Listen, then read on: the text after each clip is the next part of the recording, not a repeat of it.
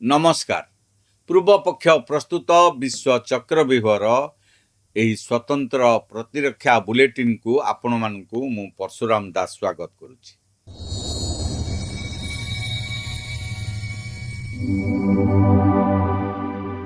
दर्शक बंधु, भारतीय सेना एवं आम देशर वैज्ञानिक माने एभली एक सफलता हासिल करिसेंती जहा सुनिबा परे प्रतिटी भारतीय छाती गर्वरे कुंडे मोट होइजिवो। आउ आमर पड़ोसी शत्रु देश पाकिस्तान कैंप रे एबे एहाकु नेई थरहर कंपन सृष्टि होइछि। भारतर प्रतिरक्षा अनुसंधान एवं विकास संगठन बा डीआरडीओ निजर सबुठारु आधुनिक तथा सांघातिक मिसाइल ULP-GM V3 रो अंतिम परीक्षण सफलतार सह शेष करि सारिछि। एई मिसाइल सफलता एते भयंकर जे युद्ध मैदान रे शत्रु पक्षर बड़ बड़ टैंक, हेलिकॉप्टर एवं लढ़ुआ ड्रोन मात्र केईटा मुहूर्त रे जली पोड़ी पाउंस होइजिवो। आंध्र प्रदेश कुर्नूल स्थित टेस्टिंग रेंज रे जेतेबेले एई मिसाइल निजर शेष परीक्षण देउथिला सेतेबेले यार अच्युत लक्ष्य भेद देखि विदेशी समीक्षक माने मध्य आश्चर्य होई जाइछन्ति। वर्तमान प्रश्न उठुची एही ULP-GM V3 मिसाइल कौन, यह केमिति काम करे, कहीं एही मिसाइल को देखि पाकिस्तान सेना भयरे थरिबाकु लागिलानी। आउ आत्मनिर्भर भारत अभियान रे एही मिसाइल केमिति आम प्रतिरक्षा बाहिनी पई एक बड़ गेम चेंजर साब्यस्त हेबाकु जाउची। आजिर एही विशेष वीडियो रे आमे एही मिसाइल रो प्रतिटी टेक्नोलोजी एवं यार भयंकर क्षमता विषय अति सहज और ओडिया भाषा रे बुझिबा। तेणु वीडियो को जमारू स्किप न करी शेष पर्यंत देखा अनुरोध। मोर आपण मानक अनुरोध, आम चैनल को लाइक करंतु, सब्सक्राइब करंतु आ बंधु मानक सहित अधिक रु अधिक शेयर करंतु। दर्शक बंधु, प्रथमे आसंतु जानिबा एई मिसाइल रो पूरा ना, यार काम कोन। ULP-GM रो अर्थ हेउची unmanned aerial vehicle launch precision guided missile.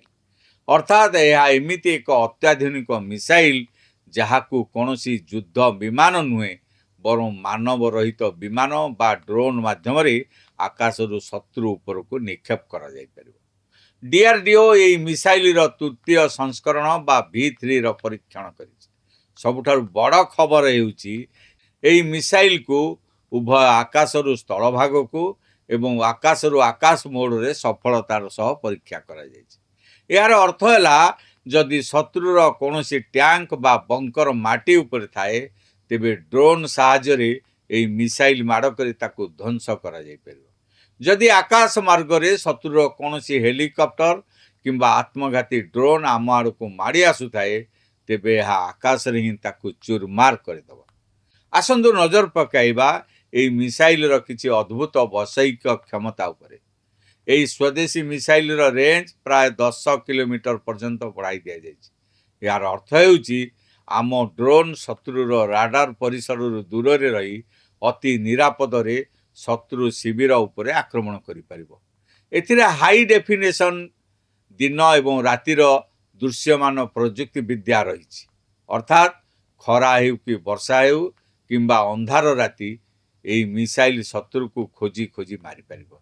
मिशनर आवश्यकता अनुसार एथिरे अलग अलग विस्फोरक बा क्षेपणास्त्र लगा जाय परिबो। दर्शक बंधु, एई मिसाइल रो सबुठारु घातक अंश हेउची यार वारहेड।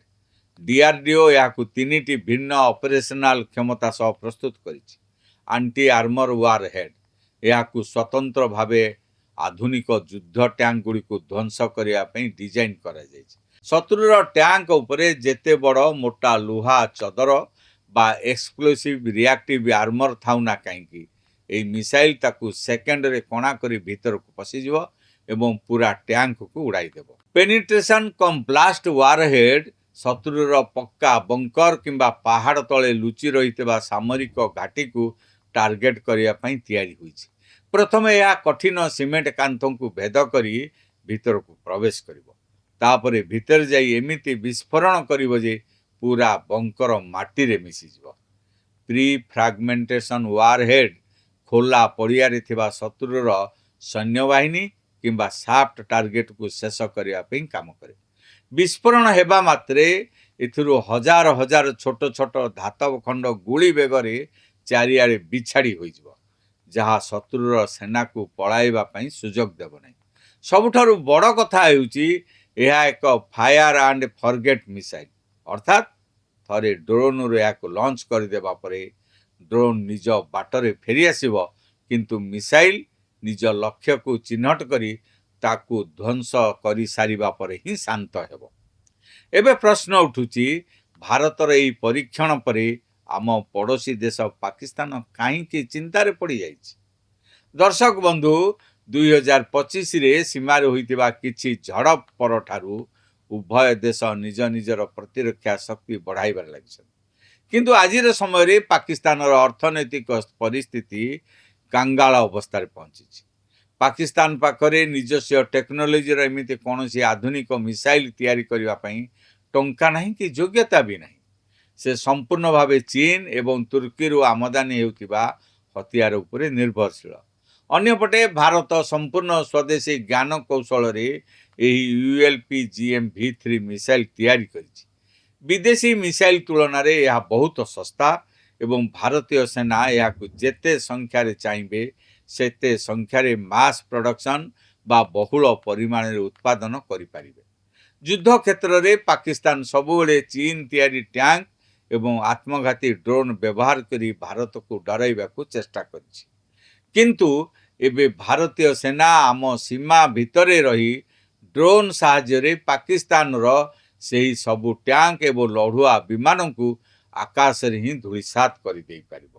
ଭାରତର ଏହି ବଡ଼ ସଫଳତା ପାକିସ୍ତାନର ପ୍ରତିରକ୍ଷା ରଣନୀତିକୁ ସମ୍ପୂର୍ଣ୍ଣ ଭାବେ ପଛକୁ ଠେଲି ଦେଇଛି। ଏହି ମିସାଇଲର ସବୁଠାରୁ ବଡ଼ ଗୁଣ ହେଉଛି ଏହା 100% ମେଡ୍ ଇନ୍ ଇଣ୍ଡିଆ। ହାଇଦ୍ରାବାଦ ସ୍ଥିତ DRDOର ନୋଡାଲ ଲାବୋରେଟୋରୀରେ ରିସର୍ଚ୍ଚ ସେଣ୍ଟର ଇମାରତ ଏହାର ମୁଖ୍ୟ ଡିଜାଇନର। ଏହା ସହିତ ଭାରତର ଅନେକ MSME ବା କ୍ଷୁଦ୍ର ଓ ମଧ୍ୟମ ଶିଳ୍ପ ଏବଂ ବେସରକାରୀ ସଂସ୍ଥା ଏହାର ପାର୍ଟସ୍ ତିଆରି କରିଛନ୍ତି। ଉତ୍ପାଦନ ପାଇଁ DRDO ସରକାରୀ ସଂସ୍ଥା ଭାରତ ଡାଇନାମିକ୍ସ ଲିମିଟେଡ୍ ଏବଂ ବେସରକାରୀ କମ୍ପାନୀ ଆଦାନୀ ଡିଫେନ୍ସ ସିଷ୍ଟମ ସହ ଚୁକ୍ତି କରିଛି। ଏହାର ଅର୍ଥ ହେଉଛି ଆମ ଦେଶର ଘରୋଇ ସପ୍ଲାଇ ଚେନ୍ ଏବେ ସମ୍ପୂର୍ଣ୍ଣ ପରିପକ୍ୱ ହୋଇସାରିଛି ଅସ୍ତ୍ରଶସ୍ତ୍ର ତିଆରି କରିବାକୁ। ଆମକୁ ହତିଆର ପାଇଁ ଆଉ ଆମେରିକା, ରୁଷ କିମ୍ବା ଫ୍ରାନ୍ସ ଆଗରେ ହାତ ପତେଇବାକୁ ପଡ଼ିବ ନାହିଁ।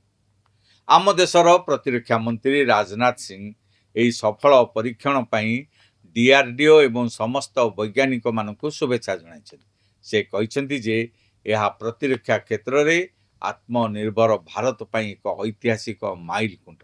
ସେହିଭଳି DRDO ଅଧ୍ୟକ୍ଷ ଡକ୍ଟର ସମୀର ଭି କାମତ ମଧ୍ୟ ଏହାକୁ ଭାରତର ସାମରିକ ସାର୍ବଭୌମତ୍ୱ ଦିଗରେ ଏକ ବଡ଼ ସଫଳତା ବୋଲି ଅଭିହିତ କରିଛନ୍ତି। ତେବେ ଦର୍ଶକ ବନ୍ଧୁ, ଭାରତର ଏହି ନୂଆ ବ୍ରହ୍ମାସ୍ତ୍ର ULP-GM-V3 ମିସାଇଲ୍ ସ୍ପଷ୍ଟ କରିଦେଇଛି ଯେ ବଦଳୁଥିବା ସମୟ ସହିତ ଆମ ସେନା ଏବେ ଆଧୁନିକ ଟେକ୍ନୋଲୋଜି ଏବଂ ଡ୍ରୋନ୍ ୱାରଫେୟାର ପାଇଁ ସମ୍ପୂର୍ଣ୍ଣ ପ୍ରସ୍ତୁତ। ଶତ୍ରୁ ଯଦି କୌଣସି ଦୁଃସାହସ କରିବ, ତେବେ ତାକୁ ତାର ସୀମା ଭିତରେ ହିଁ ମୁହଁତୋଡ଼ ଜବାବ ମିଳିବ। ବର୍ତ୍ତମାନ ଆପଣମାନଙ୍କ ପାଇଁ ଆମର ଏକ ପ୍ରଶ୍ନ, ଭାରତର ଏହି ସ୍ୱଦେଶୀ ମିସାଇଲ୍ କ୍ଷମତା ପରେ ପ୍ରତିରକ୍ଷା କ୍ଷେତ୍ରରେ ଆମେ ଚୀନ ଓ ପାକିସ୍ତାନ ତୁଳନାରେ କେତେ ଶକ୍ତିଶାଳୀ ହୋଇଛୁ ବୋଲି ଆପଣମାନେ ଭାବୁଛନ୍ତି? ଆପଣମାନଙ୍କର ଯାହା ମଧ୍ୟ ମତାମତ ରହିଛି ଆମକୁ ତଳେ ଥିବା କମେଣ୍ଟ ବକ୍ସରେ ନିଶ୍ଚୟ ଲେଖି ଜଣାନ୍ତୁ। ଯଦି ଆପଣଙ୍କୁ ଆମର ଏହି ପ୍ରତିରକ୍ଷା ବିଶ୍ଳେଷଣ ଭଲ ଲାଗିଥାଏ, ତେବେ ଭିଡ଼ିଓଟିକୁ ଗୋଟିଏ ଲାଇକ୍ କରନ୍ତୁ, ନିଜ ସାଙ୍ଗମାନଙ୍କ ସହ ଅଧିକରୁ ଅଧିକ ସେୟାର କରନ୍ତୁ ଏବଂ ଦେଶର ସୁରକ୍ଷା ସହ ଜଡ଼ିତ ସବୁଠାରୁ ପ୍ରଥମେ ଓଡ଼ିଆରେ ଦେଖିବା ପାଇଁ ଆମ ଚ୍ୟାନେଲ ବିଶ୍ୱଚକ୍ର ବ୍ୟୂହକୁ ସବସ୍କ୍ରାଇବ୍ କରିବାକୁ ଜମାରୁ ଭୁଲନ୍ତୁ ନାହିଁ।